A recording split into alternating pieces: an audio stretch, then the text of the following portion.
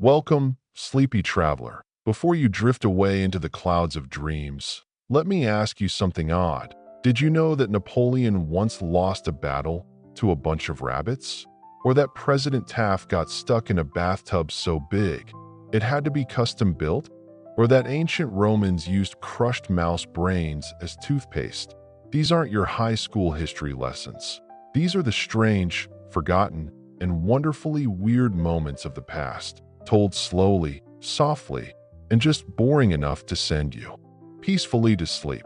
Tonight, I'll be your guide through a museum of historical oddities, where every fact is a little too strange to be true, and yet it is. So settle in, loosen your thoughts, let the weight of the day melt away, and together we'll wander gently through the sleepiest corners of human history, one peculiar fact at a time. Don't worry, no pop quizzes here, just stories and rest. Ready? Let's begin. Hey guys, tonight we drift back, way back, to where the air is warm and heavy with the scent of river mud and papyrus. You're on a small wooden boat, the Nile lapping softly at the hull, as dawn spills honey-colored light over fields of green and endless sand. Somewhere in the distance, a low chant of workers rises and falls like the current itself, and there's that gentle hum of insects in the reeds. The pyramids loom, not yet the silent relics you've seen in photos, but half-finished giants, wrapped in the shouts, sweat, and stubborn patience of hundreds of laborers. The funny thing is, you probably wouldn't survive more than an hour out here in your comfy modern clothes. The sun would roast you faster than a clay bread loaf on a baker's slab. So, before you get comfortable, take a moment to like the video and subscribe, but only if you genuinely enjoy what I do here. I'd love for you to drop a comment with your location and the local time right now, so we can see where and when everyone's joining in. Now, dim the lights, maybe turn on a fan for that soft background hum, and let's ease into tonight's journey together. You shift your weight on the boat's low bench. The wood creaks, and a small splash nearby makes you glance at the reeds. Just a heron lifting off, slow and dignified. The boatman pushes the long pole into the silty riverbed, his shoulders flexing with a rhythm so steady it could be part of a lullaby. Behind you, the eastern horizon blushes, and ahead, the great city of Memphis stirs awake.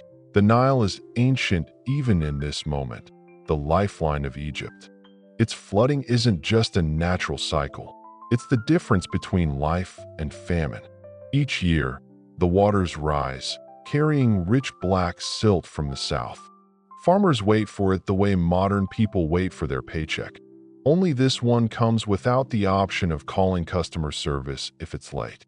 Historians still argue whether the earliest farmers along these banks organized themselves first for religion or simply for irrigation. Either way, the result is the same. Temples and canals snaking through the land like twin veins. You step onto a narrow dock, where bundles of papyrus lean against a mud brick wall.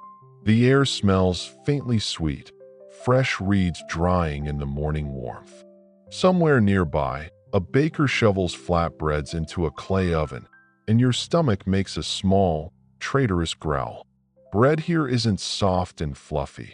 It's coarse, mixed with bits of husk that could sandpaper your teeth if you're not careful. That's why a dentist's work, even then, was in high demand. Imagine a priest, a doctor, and a tooth puller all in one person. Egypt didn't exactly do job specialization the way we think of it. You wander toward the pyramid site, the ground shifting from soft silt to crunching sand under your sandals. Workers haul limestone blocks on sledges, the sound of wood scraping over wet mud oddly soothing in the morning hush. This is not the back-breaking, whip-cracking scene that some movies love to show. Archaeological evidence suggests many of these workers were skilled laborers, paid in bread, beer, and housing, not slaves chained to the task. That's not to say the job was easy. Try imagining moving a 2-ton block with nothing but ropes, teamwork, and the sheer will to get it done before the foreman yells at you for slowing down beer rations that a man passing by has his head shaved except for a single braided lock. His skin glistens with oil, partly to keep cool, partly to keep bugs away. A woman following him carries a jar of something dark, crocodile dung mixed with honey. You wrinkle your nose, but here's the quirky part. It's sunscreen. They spread it on to block the worst of the sun's bite. Sure, SPF 50 sounds better, but hey, it's biodegradable. In the shade of a tent, an overseer scratches notes onto a shard of pottery, an ostrakhan, tracking how many workers arrived for the morning shift. Writing here is no casual skill, it's a guarded power. The scribes hold more influence than their humble reed pens suggest. Historians still debate whether literacy was more widespread than we think, or if it truly was confined to an elite circle. The truth might be somewhere in the middle, like the Nile itself, dividing and rejoining in unexpected ways that a breeze from the river catches the edge of your linen tunic, and you hear faint music, a reed flute somewhere beyond the noise of hammers and sledges. The tune drifts in and out, easy as breathing. You pause to watch a group of boys chase each other between stacks of stone. One trips, rolls, and laughs, brushing sand from his knees. Childhood, it seems, is timeless. In the city's marketplace, things feel livelier. Merchants spread out beads, copper tools, and piles of dried fish. The smell is sharp, but the colors are dazzling. Lapis beads as blue as twilight, and carnelian glowing warm like coals. You pause at a stall where a man offers what he swears is the latest in comfort wear, sandals with woven papyrus soles. You press one gently, and it flexes just enough to feel like, well, a sandal. No arch support, no cushioning gel, but infinitely cooler than barefoot on sun-baked stone. A priest passes, his leopard skin robe slung over one shoulder, eyes lined with black coal that makes them seem almost luminous. He murmurs a blessing to someone selling bread, and the transaction feels half religious, half economic. Here, those two worlds are woven together so tightly you can't tell where one ends and the other begins. You find yourself back by the river in the late afternoon. The air has thickened with heat, and the shadows are long. Workers drift away in small groups, voices low, some heading toward beer halls where they'll drink a cloudy, porridge-like brew that could fill you up and knock you out in equal measure. You catch yourself imagining the slow sway of the river at night, when the stars scatter like spilled grain across the sky. The day ends as it began, wrapped in the steady breathing of the Nile. The sky above you is deepening into a violet twilight, the kind that seems to pause time for just a heartbeat. You're in Babylon now, though the exact year is slippery, somewhere in the reign of Hammurabi. Give or take a sandstorm or two. The air is thick with the scent of oil lamps and warm bread, and the city feels like it's holding its breath in the cool night before the desert heat returns. You walk slowly along a street paved with baked bricks, the lamps casting puddles of golden light on the walls. The shadows are soft, and the voices you hear are gentle. Merchants closing up their stalls, women chatting quietly as they gather water from clay jars. Up ahead, you catch sight of the great ziggurat, its tiers stacked like the steps of a giant stairway to the stars. Even in the half-light, you can tell it dominates the skyline. Your sandals scuff gently against the road, and you remember why you came here, to see the famous Code of Hammurabi. Not the photocopied textbook page you saw in school, but the real thing, a tall basalt stele, its dark surface etched with neat rows of cuneiform. In the flickering lamplight, it's almost hypnotic. You lean closer to trace the shallow grooves, imagining the scribe who carved each wedge-shaped mark. This isn't just a random collection of rules.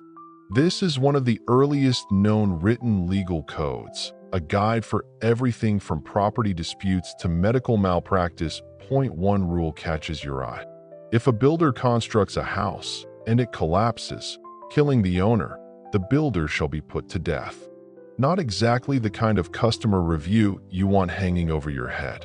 And yet, for its time, much of this code was oddly balanced, trying to match the punishment to the crime. Historians still argue whether Hammurabi's laws were truly applied equally or if they mostly reinforced the power of the wealthy. The stone doesn't say. It just waits for someone to read it again. You step away from the monument and notice something smaller, something almost absurd. On a nearby street, a wealthy man is trying to coax his pet lion cub back inside. The cub looks about as interested in obedience as a house cat faced with a closed door. You realize this isn't just a one-off eccentricity. Ancient Mesopotamian elites sometimes kept lions as a sign of power. It's one thing to have a guard dog. It's another to have a guard lion casually sprawled across your courtyard. Turning a corner, you find yourself in a quieter lane where the walls are high and close together, trapping the warmth of the day. A woman in a long, fringed dress passes you, carrying a basket of figs. The sweetness of the fruit mixes with the earthy smell of dust and clay. Somewhere above, a lute-like instrument plucks a slow melody, almost in time with your steps. You pass a group of scribes sitting cross-legged on mats, clay tablets spread before them. They're practicing the same wedge marks you saw on the steel, but here the purpose is less grand. Notes for trade, maybe, or lists of goods. The slow, deliberate pressing of the reed stylus into the clay is strangely satisfying to watch. Like the ancient version of someone tapping away on a laptop in a cafe, one of the scribes laughs softly and gestures toward you. You realize you've been staring, so you nod and keep walking. The city has a way of pulling you forward, past doorways draped with woven mats, past the smell of roasting lamb and the faint tang of fermented date wine. A stray dog trots alongside you for a few steps before peeling off toward a pile of discarded bread crusts. The heart of the city, the Ishtar Gate looms, its glazed bricks glowing faintly in the lamplight. Even under the night sky, the deep blue of the tiles is unmistakable, dotted with golden images of lions, dragons, and bulls. You run your hand along the cool surface, feeling the small bumps where centuries-old craftsmanship still holds. It's humbling and a little funny to realize that someone, thousands of years ago, spent weeks making sure this mythical creature's tale was just right. You find a small bench near the gate and sit, watching the slow trickle of people passing through. Merchants hauling sacks of grain, soldiers in leather helmets, a group of children chasing each other while their mothers pretend not to notice. The rhythm of the place is hypnotic, quiet, measured, as if Babylon itself knows it will outlast the hurry of its inhabitants. Somewhere nearby, a storyteller begins to speak. His voice carries through the warm air, telling of Gilgamesh, the great king who sought immortality. You recognize parts of the tale, how he wrestled with Enkidu, how he wandered in search of eternal life. The man's delivery is calm, almost drowsy, like he's been telling it every evening for years. Maybe he has. You find yourself leaning back, letting the sound wash over you as the story drifts to its end. You rise and make your way toward the edge of the city. The sky is a dark velvet now, scattered with stars that seem impossibly close. In the distance, the Euphrates murmurs softly, its surface catching glints of moonlight. You pause to listen. The river's voice is low, steady, a counterpoint to the city's heartbeat. The lamps flicker behind you. The air smells of clay and oil, and somewhere, that stubborn lion cub is still refusing to come inside. The heat here is different, less sharp, more like a warm hand pressing gently on your back as you walk. You've arrived in the Indus Valley, in a city so precise it could have been laid out with a ruler the size of the horizon. The streets run in neat grids, the brick walls perfectly aligned. It's quiet, but not in a dead way. more in the way a library hums softly beneath the sound of turning pages. You step off the dusty road and onto a main street, wide enough for carts to pass without scraping the walls. The bricks under your sandals are warm from the day's sun, but the air carries the faint relief of a breeze that must have traveled a long way from the mountains. The first thing you notice isn't the marketplace or the houses, it's the drains. Yes, drains. Beneath your feet, there's an underground sewer system so advanced it wouldn't look too out of place in a modern city. Covered channels run alongside the road, leading to soak pits and public baths. You think about how many so-called civilized places centuries later didn't manage this level of hygiene. And it's both impressive and a little embarrassing for history. You wander toward one of the great baths. The brick floor is smooth beneath a thin layer of dust, and steps lead down into what was once a pool of clean water. The edges are lined with bitumen to make it waterproof, and you can still see the clever slope designed to drain it afterward. Historians still argue whether this was purely for hygiene or if it had some ritual importance. Maybe both, because if you're going to take a bath, you might as well make it spiritually meaningful too. Around the edge, people move quietly, their clothing loose and pale against the sun. There's no grand palace here, no towering ziggurat, just well-built houses, some with 2 stories, all with private wells. You pass one with a courtyard shaded by a woven mat overhead, the air inside cooler by several degrees. A clay jar rests in the corner, beaded with condensation. You take a sip and feel the slightly earthy taste of stored water. Safe, clean, and blessedly cool. You turn a corner and find yourself in a market lane. The smells hit you first, spices you can't name, the sharp tang of fresh fish, the earthy sweetness of grains piled high in baskets.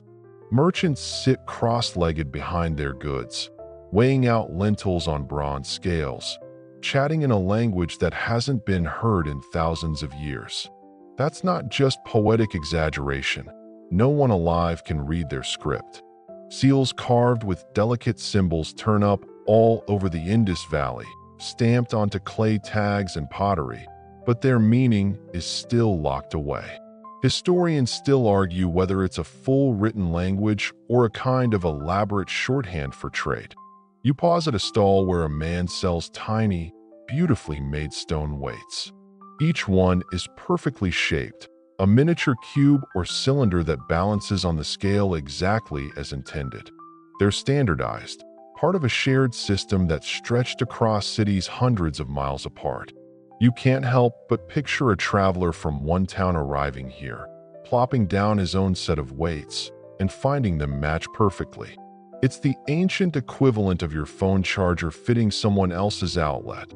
Surprisingly rare in human history. In the distance, you hear a soft, rhythmic tapping. You follow the sound to find a beadmaker at work, drilling holes through carnelian with a bow drill. The movement is steady, almost meditative. The man doesn't look up, just keeps the bow moving back and forth, the drill bit nibbling its way through the stone. The finished beads lie in a neat row, warm oranges and deep reds catching the light that a child runs past you, barefoot, carrying a carved toy cart with tiny wheels. It rattles over the bricks, the sound echoing faintly off the close-set walls. You smile, because no matter how sophisticated the drainage or how mysterious the script, kids will still find ways to make noise in otherwise quiet streets. It be why late afternoon, the market thins. You walk toward the edge of the city, where open land stretches out toward fields of barley and wheat. Irrigation channels glitter in the sunlight, water flowing steadily toward the crops. In the distance, a line of palm trees marks another well, and a group of women walk toward it, clay pots balanced gracefully on their heads.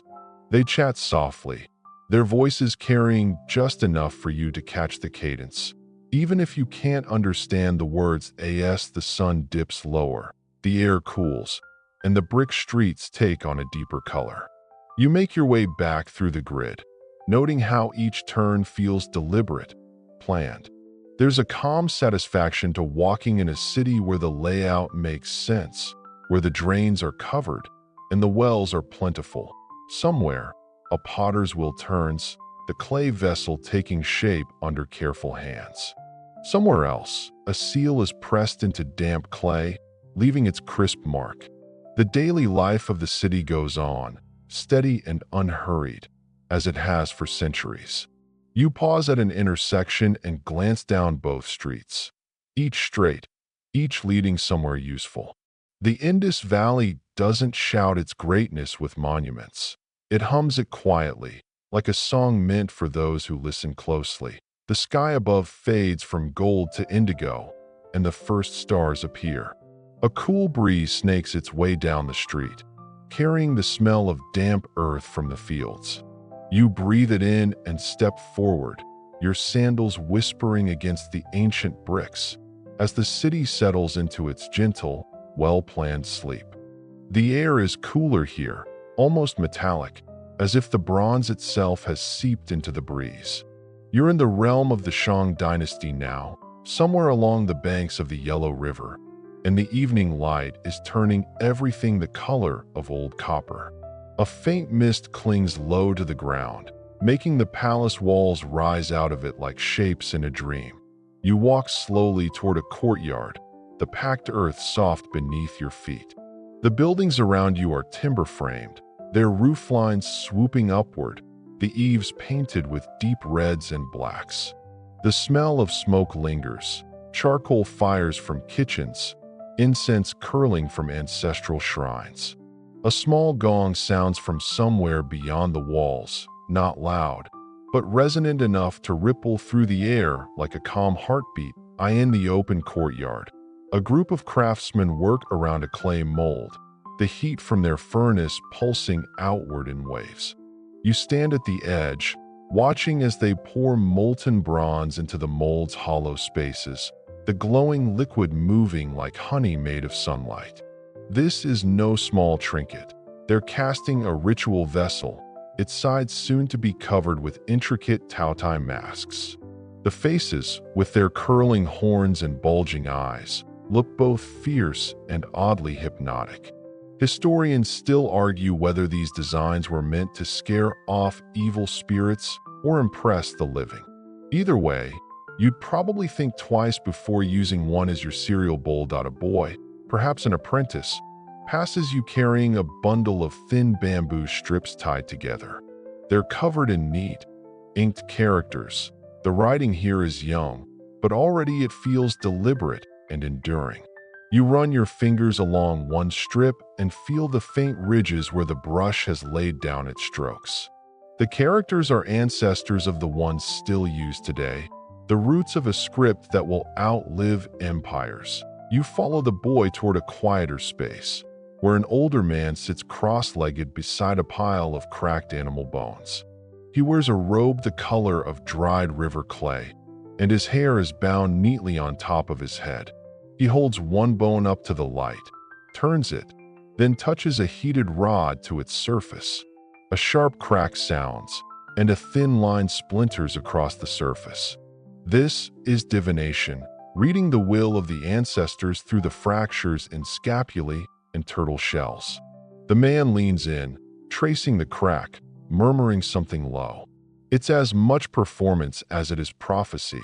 The smell of cooking drifts over the courtyard wall, ginger, scallions, and the earthy richness of millet porridge. Your stomach makes a small sound, and you follow your nose to the kitchens. Inside, wide bronze cauldrons bubble over small fires, steam curling upward to bead on the low beams. A cook ladles out thick soup into a bowl, dropping in something that might be pork or might be, well, better not to ask. You sip it anyway. It's rich and warming, with a faint peppery bite. In the city streets beyond the palace, night is falling. The roads are lit by small oil lamps, their light flickering over walls of packed earth and the occasional wooden shop front. Merchants sit on low stools selling lacquered boxes, bronze knives, and rolls of woven silk. The colors are deep, the surfaces smooth beneath your fingertips. You pause at one stall where a woman is selling oracle bones, the characters neatly carved and filled with dark pigment. She smiles when she sees you looking. "For luck," she says softly, though whether she means it for you or the bone, you can't quite tell. A group of children run past, each carrying a tiny drum that rattles with seeds inside. The rhythm they make is uneven but cheerful, like the sound of rain on a roof. You can't help smiling as they disappear into the shadows of a nearby alley. The air here feels layered: wood smoke, river mist, the faint tang of metal from the workshops. You wander back toward the riverbank, where the water moves slow and heavy, carrying bits of straw and fallen leaves. The moonlight makes it gleam silver, broken now and then by the dark arc of a fishing net being cast. A man stands on the shore, his bare feet sunk in the mud, waiting for the net to settle before hauling it in. The water drips from the ropes in a slow, steady rhythm, matching the unhurried pulse of the night. Somewhere behind you, a drum beats, low, even, like a giant's heartbeat in the dark. It's not a call to arms, not here, not now. It's the sound of a ritual beginning, a reminder that in this world, the ancestors are never far, and the bronze vessels cooling in the courtyard will soon be filled with offerings in their honor. The mist thickens a little, softening the edges of the buildings, and you feel the pull to keep moving, to follow that drum deeper into the night. The Shang city hums around you, half in shadow, half in firelight, its people working, eating, casting, and dreaming beneath the quiet watch of their ancestors. The air turns salty before you even see the sea, the scent drifting in on a warm breeze. You're on Crete now, in the Minoan world, where the sun seems to drape itself lazily across every surface. The ground beneath you is pale stone, smoothed by centuries of footsteps, and ahead rises the sprawling palace of Knossos, part labyrinth, part royal court, part bustling marketplace. Its walls glow a soft ochre in the late afternoon light, and painted columns of deep red and black stand like sentinels, holding up terraces and balconies that seem to sprout in every direction. You step into the shade of an open hall, where frescoes dance across the plaster walls, scenes of leaping dolphins, flowing-haired women in flounced skirts, and lithe young men mid-flight over the backs of bulls. That last one makes you pause. Bull leaping, they call it. No ropes, no saddles, just a living, breathing mass of muscle and horns, and a human deciding to somersault over it. Historians still argue whether it was a sport, a ritual, or some mix of both. You think it was also, very possibly, a quick way to test how badly someone valued their own bones. You walk deeper into the palace. The air inside is cooler, scented faintly with olive oil and beeswax. Light filters in through high windows, catching the dust motes in midair. The corridors twist and turn in ways that make you wonder if the legend of the labyrinth wasn't just a metaphor. It's easy to lose your bearings here, the sound of your own footsteps muffled by thick reed mats. Somewhere, water trickles from a hidden channel, part of a plumbing system clever enough to bring fresh water in and carry waste out, a luxury not every later European castle could claim. In one chamber, a potter shapes clay on a slow-turning wheel, his hands moving with the kind of muscle memory that doesn't need eyes. The vessel grows taller, smoother, a perfect curve rising from the base. On shelves behind him, rows of amphories stand ready, each painted with swirling octopus arms or curling waves. They look almost alive in the shifting light, as if the creatures might slither off into the sea the moment you glance away. Outside, the palace terrace overlooks a courtyard where musicians play. A double-pipe aulos sends a high, reedy melody into the air, weaving around the steady beat of a hand drum. The rhythm is easy, almost hypnotic, and you feel your shoulders loosen as you listen. Nearby, a group of women grind grain between flat stones, chatting in the sing-song rise and fall of a language no one alive can speak anymore. A breeze lifts the hem of your tunic as you wander toward the storerooms. Here, giant pithoi, storage jars taller than you, line the walls, their bellies round and ribbed, their mouths sealed with clay stoppers. They smell faintly of wine, olive oil, and grain. This is the pantry of a civilization, the quiet core that kept everything else running. You trail your fingers over the rough clay, feeling the impressions left by hands long gone. In the town beyond the palace. Narrow lanes lead you past houses painted in white lime wash, their doors open to let the air flow through. Children chase each other between the walls, their laughter bouncing off the stone. A fisherman mends his net, humming under his breath. On a rooftop, someone has laid out figs to dry, their skins wrinkling in the sun until they're sweet enough to make you forget they were ever fruit. You make your way toward the harbor, where the sea is a sheet of shifting blue and green. Ships with curved prows rock gently in the shallows, their sails furled. The smell of tar, salt, and fish mingles in the air.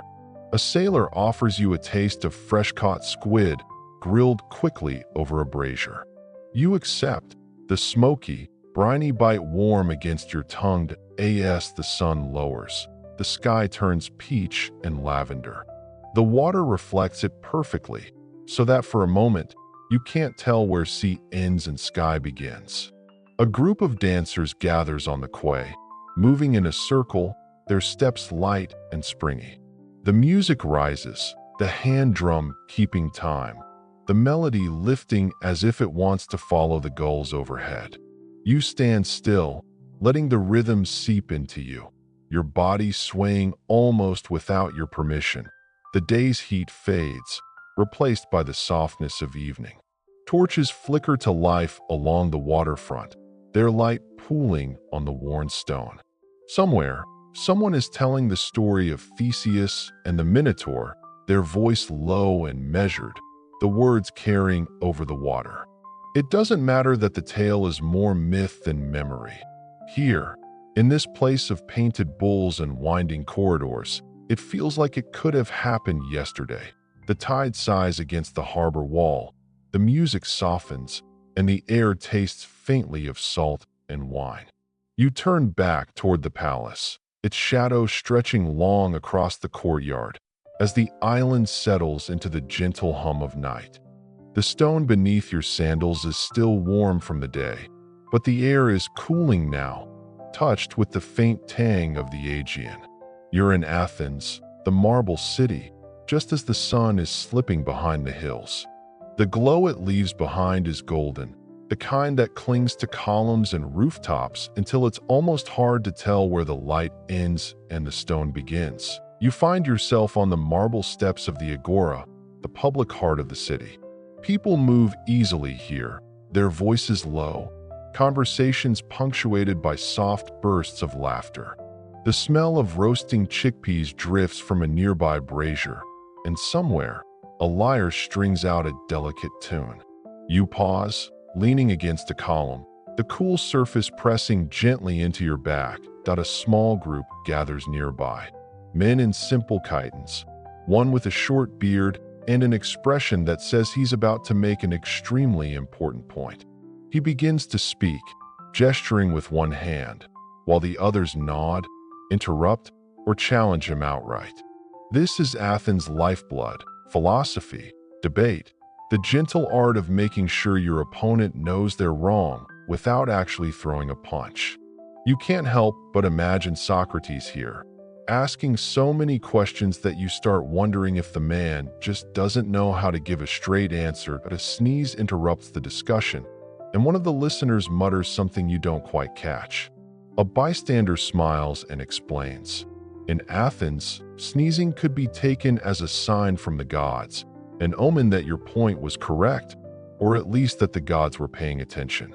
You resist the urge to fake one just to win an argument. Historians still argue whether this was a genuine belief or a tongue-in-cheek habit. But in the warm, buzzing evening, it feels real enough. Leaving the philosophers to their verbal sparring, you wander toward the marketplace. The stalls are lit by small oil lamps, their light pooling over heaps of olives, figs, and fresh bread. A fishmonger wraps up a still glistening catch in fig leaves, while across the way, a potter turns a wheel, shaping a small kylix cup for wine. The air is thick with smells, smoke, fruit, and the faint, earthy bitterness of fermenting grapes. You pause at a stall selling little clay figurines, owls with round eyes, hoplites with spears, horses mid-gallop.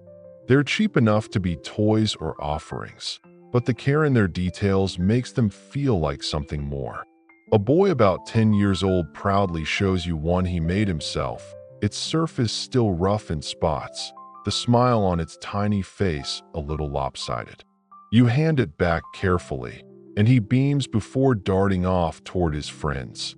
The Parthenon looms above the city, its columns glowing faintly in the last traces of sunlight.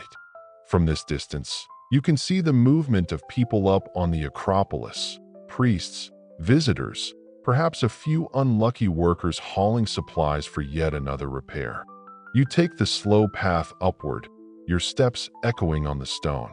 By the time you reach the top, the city below is scattered with points of firelight, and the sea beyond is a deep, endless blue. Standing in front of the Parthenon, you can almost hear the sound of chisels and hammers from decades earlier. The marble under your fingers is cool, the fluting on the column edges smooth from countless touches. Inside, the statue of Athena once stood, her spear catching the light so brightly that sailors could see it from miles away. Now she's gone, but the space still feels charged, as if her presence hasn't quite left. You sit on a low wall, letting the night settle around you. From here, the sounds of the city drift upward, distant laughter, the call of a vendor, the steady hum of life. Below, the agora is still busy. Athenians are not exactly early-to-bed people. Making your way back down, you pass a group of women carrying baskets balanced on their heads, the soft swish of their peplos skirts brushing against the stone. A dog trots past you, tail high, clearly on an errand only it understands.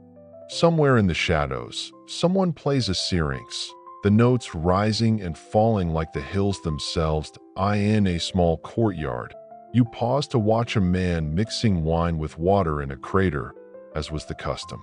The idea of drinking it straight is, to Athenians, barbaric, too strong, too uncivilized. He ladles a portion into a kylix, offers it to a friend, and they clink cups lightly before sipping. You take a moment to imagine yourself at one of their symposia, half lecture, half party, fully committed to the art of thinking with a drink in hand. The night air grows softer as you return to the marble steps where you began. The philosophers are still there, their conversation looping and twisting like the smoke from the lamps. A breeze lifts your hair, carrying the faint scent of the sea and the hum of a city still wide awake under the moon. Athens glows, alive and thoughtful, as if even the stones themselves are listening. The morning comes slowly to Rome, as if the city prefers to stretch before it starts the day. The first light slips between tall insulated apartment buildings, spilling across narrow streets paved with uneven stones. The smell of baking bread drifts from a nearby taberna, where a baker's apprentice is already pulling round loaves from the oven, their crusts dark and crackling. You make your way toward the Forum, the political and social heart of the city. The streets are waking up now, merchants pulling back shutters, mule carts creaking over the cobbles, the faint clink of coins changing hands in early deals. Rome is never truly quiet, but at this hour, it's more a low murmur than the roaring crowd it will become by midday. The Forum spreads before you like a stone stage, framed by columns and arches. Sunlight glints off the marble, catching in the inscriptions that mark decrees and victories. You walk past the rostra, the great platform from which senators address the people. It's empty now, but you can imagine the voices that once rang out here: Cicero, Antony, countless others, each trying to outdo the next in wit, outrage, or sheer volume. At a nearby stall, a fishmonger arranges his catch on wet leaves, calling out prices to passers-by. Across from him, a woman selling garlands threads fresh flowers into a crown, her fingers quick and sure. A group of young men in short tunics gather near a wine shop, laughing over some joke you can't quite catch. The sound easy and familiar. In one corner, a scribe sits hunched over a wax tablet, stylus tapping steadily as he records an order for amphorae of oil. His desk is little more than a plank balanced on barrels, but his focus is absolute, pausing only when a customer interrupts with a loud clearing of the throat. Rome runs on records as much as it does on roads, and scribes like him are its quiet architects. You pause by a food vendor roasting chickpeas and sprinkling them with herbs. He offers you a handful, warm and fragrant. As you chew, a senator sweeps past in a spotless toga, his expression somewhere between dignity and impatience. His sandals make no sound on the stones, but the way people step aside is as much a sign of his status as the broad purple stripe on his garment. Nearby, two older women are deep in conversation about the latest political scandal, speaking in the quick, clipped rhythm of gossip. You catch fragments: someone's nephew, an ill-timed banquet, a question about grain shipments, and realize that while the statues and temples might inspire awe, the real Rome is built on the constant hum of its people talking about each other. Crossing the Forum, you pass the Temple of Saturn, its 8 standing columns casting long shadows. Inside once lay the state treasury, the very heart of Rome's wealth. Now it's quieter, the great bronze doors shut, the interior cool and still. A faint smell of incense hangs in the air, the kind that clings to stone for days after a ceremony. A little further on, a group of children chases each other between columns, their laughter echoing up into the open space. One boy pretends to be a gladiator, holding an imaginary sword, while another falls dramatically to the ground. They scatter when a stern-looking merchant shoos them away, his arms full of scrolls. By midday, the Forum is in full voice. Merchants shout prices, lawyers argue cases, priests chant, and somewhere a street musician plays a reed flute, his hat already weighted with a few copper coins. You find a spot near a shaded colonnade, sitting on the cool stone to watch it all unfold.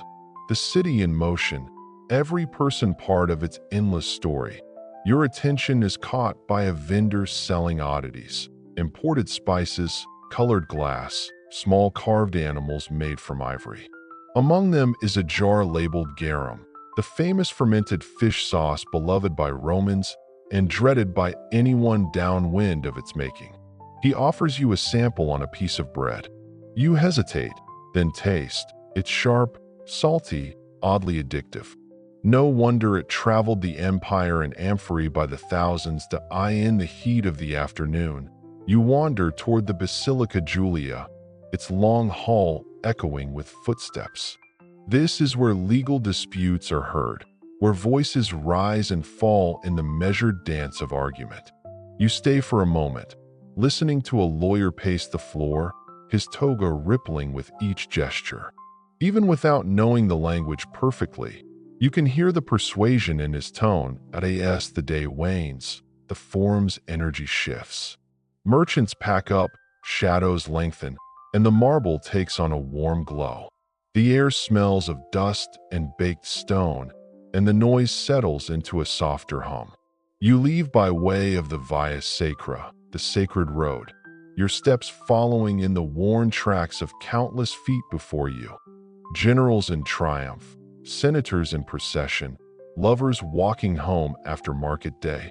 Rome behind you, the sky ahead streaked with the pinks and golds of evening. You realize the Forum isn't just a place. It's the pulse of an empire, still beating under the weight of centuries. The wind bites sharper here, carrying the tang of salt and the scent of pine tar from the ship's rigging. The longship rocks gently at anchor, its carved dragon prow watching the gray horizon as though it expects trouble or welcomes it. Around you, the crew moves with the unhurried purpose of men who have done this 1,000 times before, checking ropes, stowing provisions, sharpening blades that might, with luck, stay sheathed for the voyage ahead. The sky is a shifting canvas of steel and pale silver, the sun breaking through only in quick flashes. Seabirds wheel overhead, their cries mingling with the low rumble of voices and the occasional clatter of a dropped oar. A seal bobs in the shallows, its dark eyes curious, before disappearing into the cold water with barely a ripple. A bearded man with plaited hair offers you a chunk of dried fish. It's tough and salty, the kind of food meant more for endurance than pleasure. Still, it sits warm in the stomach, and as you chew, you watch a younger sailor fitting a new strip of iron to the edge of his axe, sparks leaping briefly before the wind carries them away. On deck, the helmsman adjusts the great steering oar, testing its swing. His hands are scarred and weather-darkened, his eyes fixed on the water's mood. Near him, a pair of warriors crouch over a board carved with a grid, moving small stones back and forth in a game older than the voyage itself. They speak little, but the smirk one gives the other after a clever move speaks volumes. Below, the hold smells of wood, wool, and salt. Coils of rope lie neatly beside barrels sealed with pitch. A basket holds hard bread, another dried herbs for cooking or healing if the voyage turns unlucky. There's a quiet readiness in every stored item, as though the ship itself knows where it is going. The chieftain stands near the mast, his cloak edged in fur, a silver brooch catching what little light the sky offers. He's speaking to a group of men, his voice low but carrying over the sound of the sea. You can't catch every word, but the rhythm is enough to tell you it's both an order and a promise. The voyage will be worth it. When the sail goes up, it snaps once in the wind, then fills like a living thing. The ship leans into its course, the oars lifting and dipping in steady unison. The shoreline begins to slide away, the houses of the small settlement shrinking until they're only smudges against the green-brown land. The crew settles into their tasks. Some take the benches, pulling at the oars with the slow, even pull that will carry them through hours of water. Others tend to weapons, or simply sit with their backs to the rail, eyes on the horizon as though watching for the world to change. Conversation drifts from fishing grounds to weather signs to half-joking boasts about who will spot land first. A gull follows for a time, its shadow passing over the deck again and again before it wheels away toward shore. Out here, the air feels cleaner, sharper, as if the wind itself is scraped free of anything unnecessary. The sound of water against the hull becomes a steady heartbeat, the rhythm to which every man aboard unconsciously moves. At dusk, the sail is lowered partway, and the longship glides into a sheltered bay. A fire is built on shore, and soon the smell of roasting meat drifts over the water. You sit on the sand, the ship behind you like a dark silhouette, and listen to the soft hiss of fat dripping into the flames. Laughter rises and falls around the fire, mixing with the low hum of a song whose words are half lost to time. Somewhere in the night, a storyteller begins. His voice carries over the crackle of the fire, speaking of voyages past, of storms that split the sky in two, of islands where the grass grew as tall as a man's chest, of battles fought so fiercely the sea itself seemed to turn red. The faces around the fire are lit in gold and shadow, each man's gaze fixed on the teller, drawn to the promise that tomorrow could bring a tale worth adding to the collection. When sleep finally comes, it's on the deck beneath a sky scattered with stars. The sea is calm, the ship creaking softly as it rocks at anchor. Somewhere, a man hums the last line of the night's song, and the sound folds into the rhythm of the waves until it is impossible to tell where music ends and ocean begins. The next morning greets you with a pale wash of sunlight slipping through a curtain of low fog. The air is damp, clinging to your skin, and every surface glistens with a thin sheen of moisture. The crew moves quietly, their breath puffing in the cool air, as though the stillness of the water demands a certain hush. Even the oars dipping into the bay sound muted, their splash swallowed by the mist. The shoreline disappears behind you within minutes, the gray world closing in until there's nothing but the hiss of water and the soft creak of the hull. Somewhere to your right, a seabird calls, a single note that fades quickly, as if it's been swallowed by the fog itself. You can't see more than a few ship lengths ahead, but the helmsman steers with the same steady hand, trusting in currents and memory more than sight. One of the older sailors leans toward you, his beard damp from the mist, and murmurs about sea spirits that hide in weather like this. He tells you how they can lead ships astray, luring them toward unseen rocks. Historians still argue whether such beliefs were purely superstition or a coded way to describe sudden shifts in wind and tide. But here, with the world reduced to shades of gray, the thought doesn't feel entirely ridiculous. The flash of motion breaks the monotony. Something dark sliding just beneath the water. It's gone before you can be sure if it was a seal, a porpoise, or something less ordinary. The younger men on board grin at your expression, one of them suggesting with mock solemnity that it might have been the Hafgufa, a sea monster so large it could be mistaken for an island. The chieftain, overhearing, chuckles but doesn't contradict them. By midday, the fog begins to thin, torn apart by a rising wind. Patches of blue sky appear like windows into another world, and the sun finally reaches the deck, warming cold fingers. The sail goes up again, snapping eagerly as if the ship itself is impatient to move faster. The wind is in your favor now, and the longship glides across the waves, the water changing from slate gray to deep blue. The crew relaxes. A pair of men produce bone flutes. They're high, reedy notes carrying over the water. Another pulls out a small pouch and begins carving a piece of driftwood into what looks like a fish. You watch as the wood takes shape, his knife moving in small, precise strokes. It's not for trade, he explains. It's for luck. Toward evening, the coastline reappears, jagged and dark against the brightening sky. The ship approaches a narrow inlet where the water runs fast between two cliffs. Here, the wind drops, replaced by the rushing sound of the current. The men take up their oars again, muscles straining to keep the ship straight as the water pushes from all sides. Halfway through, something catches your eye. A series of strange marks carved into the cliffside, just above the tide line. They're weather-worn, almost erased by centuries of salt and wind, but still visible. Spirals, lines, and shapes you can't quite name. The old sailor beside you says they're older than any of them can remember, left by people who lived here before even the sagas began. Whether they were warnings, prayers, or mere decoration. Well, historians still argue about that, too. Once through the narrows, the inlet opens into a small sheltered bay.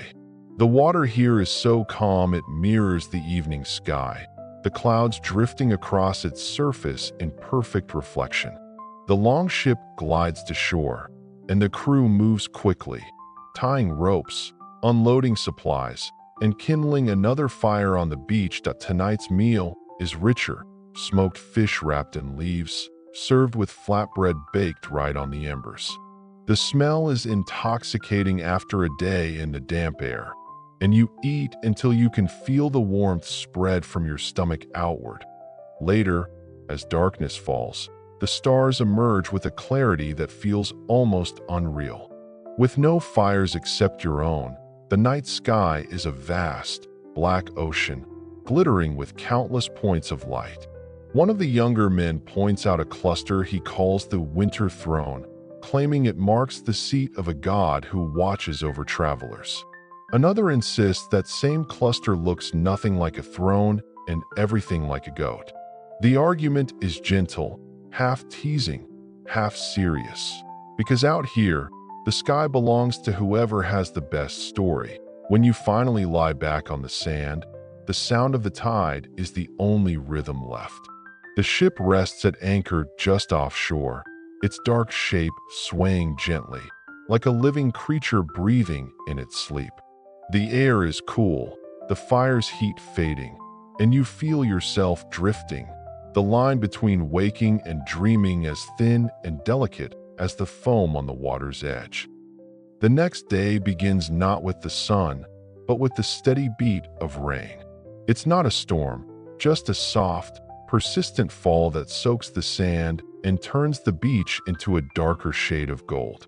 The air smells clean, almost sweet, the way it does when the world has been rinsed overnight. The crew moves slowly, shrugging into wool cloaks and leather hoods, their voices low. No one is in a hurry to launch just yet. Rain without wind means the sail would hang useless, and rowing in weather like this chills you to the bone. So instead, the morning becomes a time for small repairs and quiet work. You watch as one man oils the bindings on an oar, another sharpens a small axe against a whetstone. The sound a steady whisper. Someone else kneels over a pile of fish nets, deftly mending the gaps with a bone needle. Even here, in the middle of travel, nothing is allowed to fray for long. Every tool, every rope, every seam must be kept ready. Out here, a broken knot can mean the difference between getting home and vanishing into the sea. A young sailor approaches carrying something wrapped in cloth. He kneels in the sand and carefully opens it to reveal a small wooden figure, smooth, dark from years of handling. It's shaped like a woman, her arms crossed over her chest, her face more suggestion than detail. He tells you it was carved by his grandfather, and that it travels with him on every journey for protection. Whether the power lies in the carving itself or in the faith he places in it, he doesn't say. By midday, the rain eases. The sail is raised, and the ship slips back into the open water. The shoreline runs alongside for hours.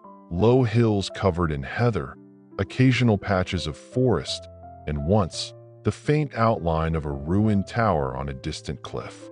No one seems to know who built it, though a few men trade theories. A fortress abandoned after a feud, a watchtower from the days when foreign raiders came in long black ships. The old sailor simply shrugs, saying it's older than the oldest stories he knows. The wind shifts in the afternoon, carrying with it the sharp, briny scent of open ocean. It brings speed, but also a restless energy to the crew. Conversations grow livelier. Someone begins a song, a low, rhythmic chant meant to match the movement of the oars, and soon half the ship joins in. The words are about a hero who challenges the sea itself, only to find it has no heart to defeat. You can't tell if it's meant as a warning or a boast. As evening approaches, clouds gather low and heavy. The water darkens, the waves growing taller but not yet dangerous. You notice the helmsman watching the horizon with quiet focus, adjusting the tiller in small, precise movements. The chieftain orders the sail partly lowered. Better to lose some speed than to risk a sudden gust turning the ship sideways. The night finds you anchored in the shelter of a rocky cove. The fire burns low to keep the smoke from drawing unwanted attention, whether from unfriendly eyes onshore or from whatever might wander the waters after dark. Supper is simpler tonight. Dried fish and barley cakes, eaten quickly in the damp air. When the meal is done, one of the older men begins telling a story. His voice is rough but steady, carrying just enough for everyone to hear over the crackle of the fire. He speaks of a voyage long ago, when his grandfather's ship was caught in a storm so fierce that lightning struck the mast. The crew survived, but when they returned home, they found their village abandoned, the hearths cold, the doors open to the wind. No one ever found the missing people, and to this day, some believe they were taken by the Draugr, restless spirits of the drowned who can walk on land when called by the SNO1 laughs. Out here, it's better to treat such stories as truth, even if they belong to the edge of memory and dream. That night, you sleep close to the fire, listening to the faint splash of water against the hull. The flames throw shifting light across the faces around you. Faces that, for all their scars and weathering, hold the same quiet trust in the sea's moods. You close your eyes, and for a moment, it feels as if the rocking of the tide is cradling the whole world. The morning fog is so thick you can barely see the length of the ship. It rolls in heavy, damp, and pale, swallowing the shoreline and turning the sea into a gray blur. Every movement seems quieter in this muffled world. The creak of the oars, the soft lap of water against the hull, even the voices of the crew reduced to low murmurs. You stand near the bow, peering into the mist. It's disorienting, this sense of floating in nothing. The men keep their eyes forward, scanning for rocks or sudden shifts in the current. Somewhere beyond sight, seabirds cry, sharp, quick calls that echo oddly in the fog, making it impossible to tell direction. The helmsman leans into his work, using a mental map rather than his eyes. He knows how long the shoreline runs before curving, how deep the water stays before it shallows, and where a hidden reef might be waiting. You get the sense that if you blindfolded him, he could still steer the ship home just by the taste of the wind and the pull of the tide. Hours pass like this, slow, careful strokes, the occasional bump of driftwood against the hull. The fog plays tricks on your sense of time. You can't tell if it's still early morning or if the sun has already climbed high above. Eventually, a darker shape begins to emerge ahead. At first you think it's land, but as the mist thins, you see it's another ship, smaller, heavier in the bow, painted with faded patterns of red and white. It drifts at anchor, a handful of figures moving slowly on deck. Your crew approaches cautiously. Friend or foe is never certain at sea. But when the other ship's leader calls out in a familiar dialect, tension eases. They're traders, carrying barrels of salt, sacks of grain, and, most importantly, 2 large casks of mead from a southern port. The chieftain arranges a quick barter, a bundle of cured hides and a small silver brooch in exchange for one of the mead casks. Both crews laugh quietly at the trade, though it's hard to tell if it's from satisfaction or the knowledge that mead rarely survives long on board. As the ships drift apart, the fog finally begins to lift. Patches of pale blue show overhead, and the far line of the shore sharpens into view. Low cliffs, a few scattered trees, and the dark mouths of caves at the base of the rock. One of the younger men says the caves were once used by outlaws, a place to hide from kings and taxes alike. Historians still argue whether those caves were truly hideouts or just the empty homes of seabirds. But it's the kind of tale that sticks better than truth. By late afternoon, the wind picks up again, carrying the ship toward a small inlet with fresh water trickling down from a hillside. The crew lands to refill barrels, stretch legs, and, without needing to be told, tap into the mead. The drink is warm and sweet, a little sharp at the end, and it loosens the laughter around the campfire that night. One man challenges another to a game of Nefatafel, the so-called King's Table. The board is a simple grid scratched into a plank, the pieces carved from bone and wood. You watch as strategies unfold, feints and traps set in silence. The loser accepts his fate with good humor, claiming the only reason he lost was because the mead dulled his genius. No one believes him. Later, as the stars emerge, so clear they look close enough to pluck from the sky. You find yourself lying back on the grass, letting the cool night wrap around you. The air smells faintly of wood smoke and wet earth. Somewhere nearby, someone hums a tune with no words, just a slow rise and fall like the tide. You close your eyes, and for a brief, weightless moment, it feels like you're drifting again, not on the ship this time, but between worlds, carried by the same quiet current that has guided countless journeys before yours. The next morning, the camp stirs slowly. No one is in a hurry to rise after the meet. You stretch beneath the rough wool blanket, hearing the soft murmur of waves against the shore and the faint clink of someone sharpening a knife. The grass is still wet with dew, and the air carries that crisp, briny tang that tells you the tide is shifting. Breakfast is simple: flatbread warmed over the embers, a handful of dried berries, and strips of salted fish that pull apart in chewy threads.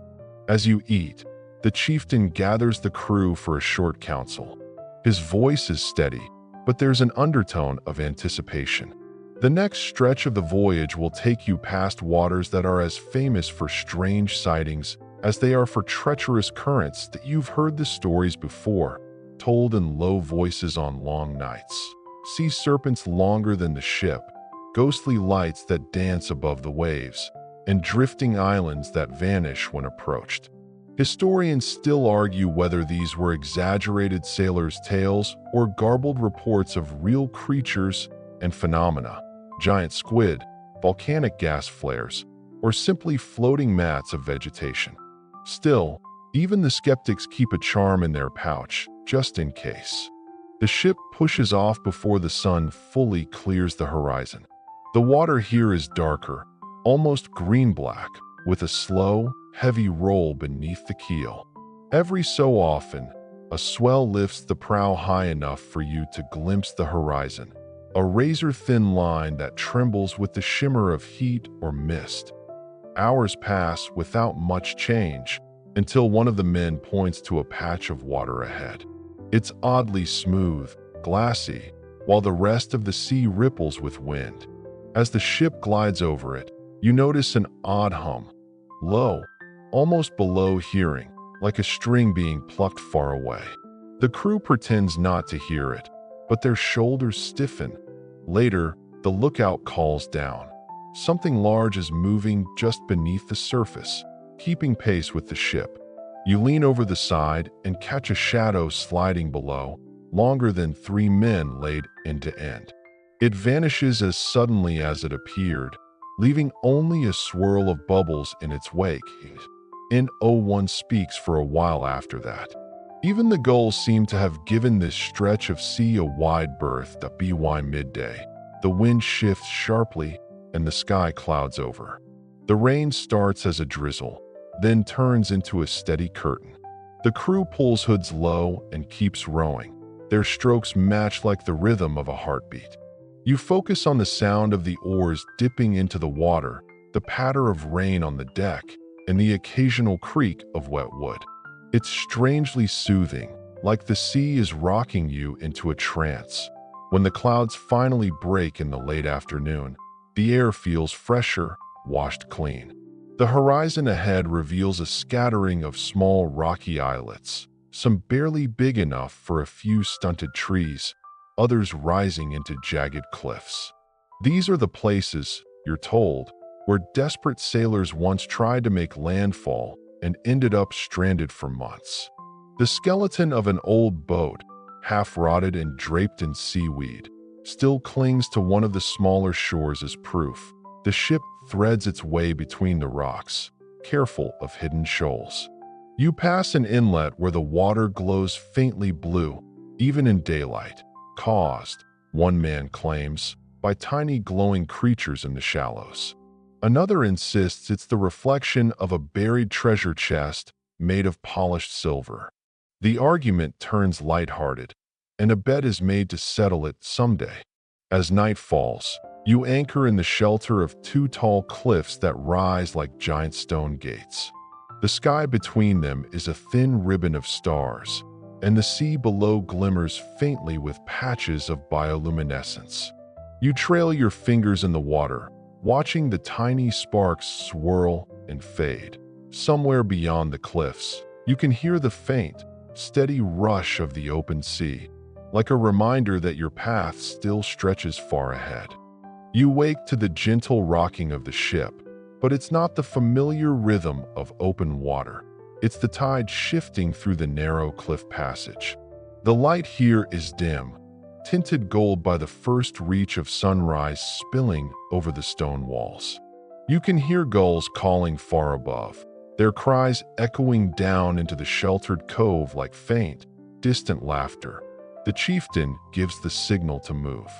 The crew rows slowly at first, feeling the pull of the current as the ship slips between the towering cliffs. The sound changes here. Your ears catch the deep, resonant thrum of waves hitting unseen chambers within the rock. It's almost musical, like the cliffs themselves are humming. Some say it's the song of sea spirits guarding the way. Others insist it's just wind and water in the right formation.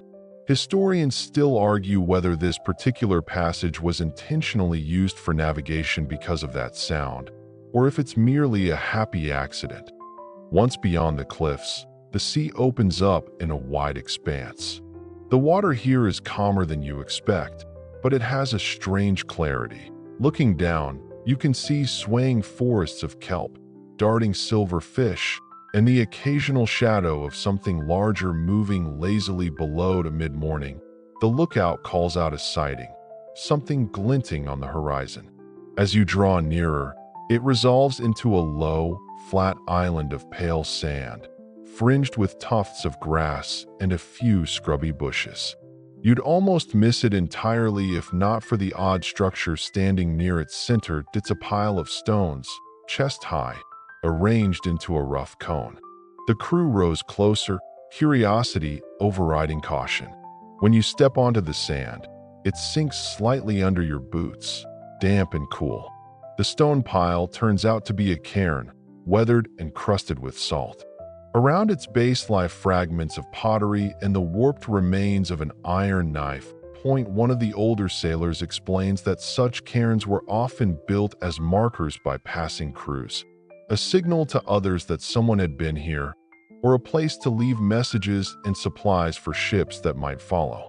You run your fingers over the stones and feel the faint grooves of markings worn nearly smooth by time.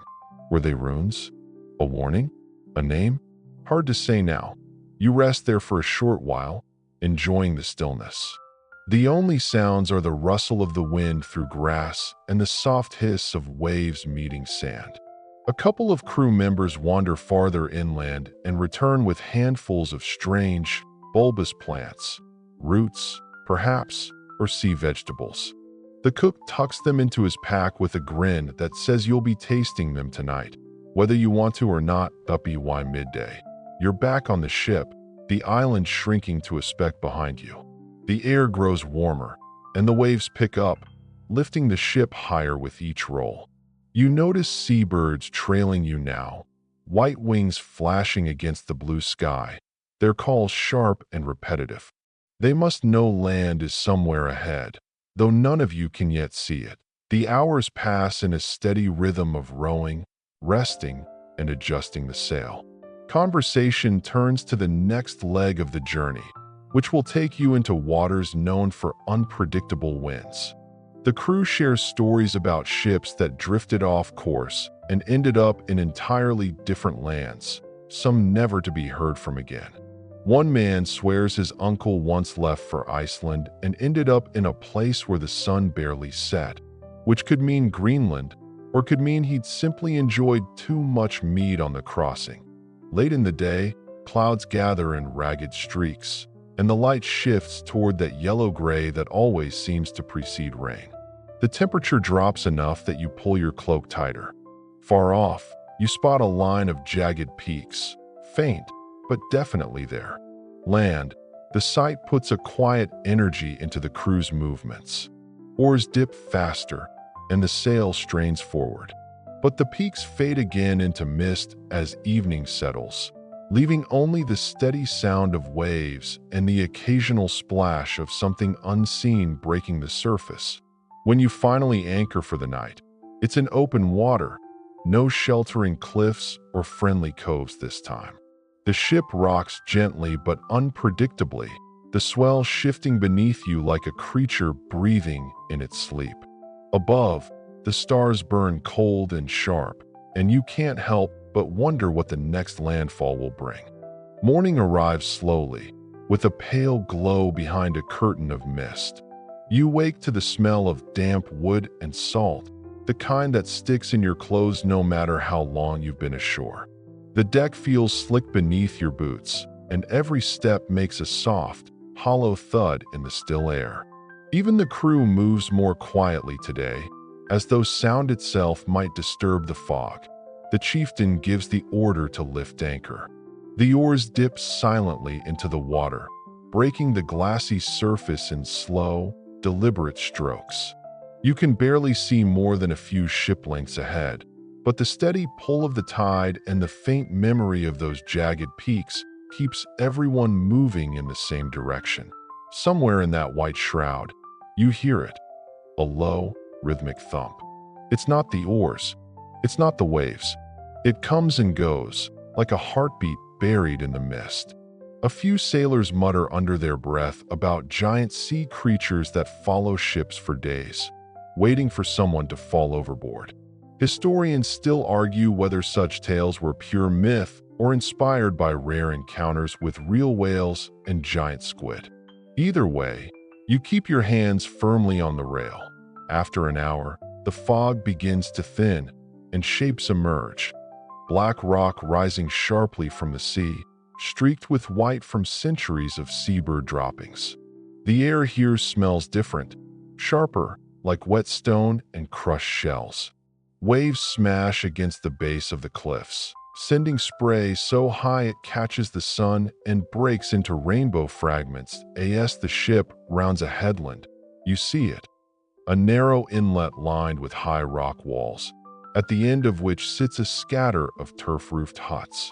Thin columns of smoke rise lazily from their chimneys, bending slightly in the wind. Someone spots movement on shore, a small group of people, their figures dark against the pale grass, watching your approach. The landing is cautious. The villagers stand at a distance at first, spears in hand but lowered. Only when your chieftain raises an open palm do they step forward. The exchange begins in gestures, then in halting words, your crew recognizing some of theirs, enough to trade greetings. Soon, the tension eases and you're invited to the largest hut. Inside, it's warm and dim, the fire pit glowing orange in the center. The walls are lined with furs, and the floor is covered in woven mats. A woman hands you a carved wooden bowl of steaming fish stew. It's salty, smoky, and rich, exactly what you didn't know you were craving. Over the meal, the villagers share their news. They speak of storms farther north, of ships blown off course, of strange lights seen dancing on the horizon at night. You glance at the other crew members. You've heard of such lights before, aurora borealis, the shimmering green curtains in the sky. But here, the description is different. These lights, they say, sometimes shift into shapes, long serpents or warriors locked in battle. Before leaving, your crew trades goods, dried fish for grain, a length of iron for carved bone tools. You're given a small pouch of dried berries, tart and sweet, perfect for the long days ahead. The chieftain thanks them, and you push back out into open water, the villagers waving until they vanish behind the cliffs. That night, the wind rises. The sail bellies out, the ship tilting slightly as the waves lengthen beneath you. Spray stings your face, and your cloak flaps against your legs. There's an energy in the air now, an anticipation, as though the sea itself knows you're drawing close to something important. The sky clears just enough for the stars to appear, their reflections rippling on the black water. You catch sight of a pale glow on the horizon. Not the moon, not yet. It's faint, almost like a low fire burning behind a distant hill. The lookout swears it's land. The chieftain doesn't argue. You stand at the rail, watching the glow, feeling the ship cut clean through the dark. Somewhere ahead, the next shore waits, and with it, the next story. The first hint of dawn is barely a whisper along the horizon when the call goes up from the bow. The lookout's voice carries over the rhythmic splash of the oars. Land. You lean forward, peering into the pale half-light. At first it's only a shadow, low and hazy against the water. But as the ship glides closer, it sharpens into a rugged outline. Slopes rising from the sea, dark with pine and speckled with patches of grass where the morning mist clings like old lace. The air changes as you near the shore. It's colder, sharper, with a faint tang of resin from unseen forests. You pull your cloak tighter, watching seabirds wheel overhead, their cries echoing across the water like impatient guides. Somewhere deep in your memory, you recall a story about birds leading lost sailors to safe harbor. Historians still argue whether these tales were mere coincidence or the beginnings of a rough seafaring science. As the oars are lifted and the sail catches a thin, steady breeze, the ship makes a slow arc toward a crescent-shaped bay. The water here is calmer, its surface rippled only by your approach. On the beach, figures stand waiting, tall shapes draped in woolen cloaks, some holding long staffs that glint in the light. When the keel scrapes softly against sand, the crew moves with quiet efficiency. You hop down into the shallows, icy water flooding your boots, and push the vessel higher onto the shore. The sand here is coarse, mixed with tiny fragments of shell that crunch beneath your steps. The people greet you in a language you almost understand, familiar syllables strung in unfamiliar ways. Gifts are exchanged quickly, a bronze brooch for a bundle of dried herbs, a length of dyed cloth for a jar of thick, amber honey. The chieftain speaks with their leader in low, deliberate tones while the rest of you are invited toward the settlement. The path winds through a meadow scattered with low stone walls. Beyond them, you see wooden halls roofed in turf and braced against the wind. Inside one, the air is rich with the smell of baked bread and wood smoke. You're offered a seat near the hearth and a cup of something hot, fermented, tangy, and surprisingly sweet. They tell you stories here, between mouthfuls of food, of winters so long the sun disappears for weeks, of hunters following reindeer far into the hills, of an ancient burial mound said to hold the bones of a giant.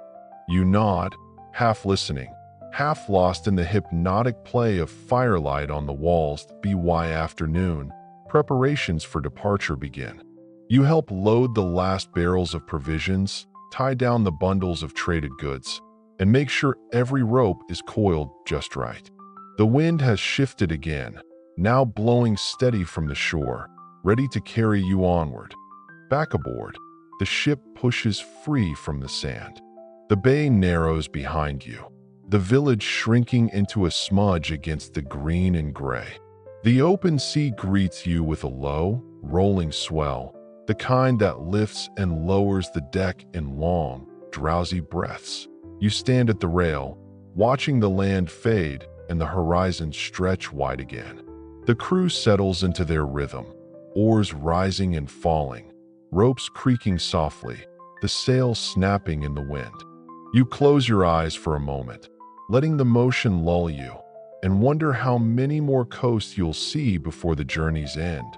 And then, the wind down begins. The sound of the oars grows softer now, as though each pull drifts farther into the distance. The waves ease into a gentle hush, their rhythm slow and unhurried. You feel the weight of your body sink into the deck, your breath matching the long, steady sway of the ship. The sky overhead blurs into a wash of silver and blue, the edges melting like watercolor on wet paper. In this quiet, the world feels smaller, closer. You can hear the faint rustle of the sail, the soft thud of a rope against the mast, the sigh of the sea sliding past the hull. The air is cool against your skin, but not cold, just enough to make the warmth of your cloak feel like a safe, private harbor somewhere behind you. The coastline lies hidden beyond the curve of the earth, its stories already slipping into memory. Ahead, there is only the horizon, soft, endless, and calm. You don't need to know where the next shore will be. Right now, all that matters is the motion, the water, and the way the sea seems to cradle you in its slow, unbroken embrace. Your eyes grow heavy, each blink lingering a little longer. The sounds fade, leaving only the faint hum of the wind, low and steady, like the world whispering you toward rest. You let go of the need to follow every thought. You let the tide carry you, and in this gentle drift, you are safe. You are warm. You are already halfway to sleep. The first hint of dawn is barely a whisper along the horizon when the call goes up from the bow. The lookout's voice carries over the rhythmic splash of the oars. Land. You lean forward, peering into the pale half-light. At first it's only a shadow, low and hazy against the water. But as the ship glides closer, it sharpens into a rugged outline, slopes rising from the sea, dark with pine and speckled with patches of grass where the morning mist clings like old lace. The air changes as you near the shore. It's colder, sharper, with a faint tang of resin from unseen forests. You pull your cloak tighter, watching seabirds wheel overhead, their cries echoing across the water like impatient guides.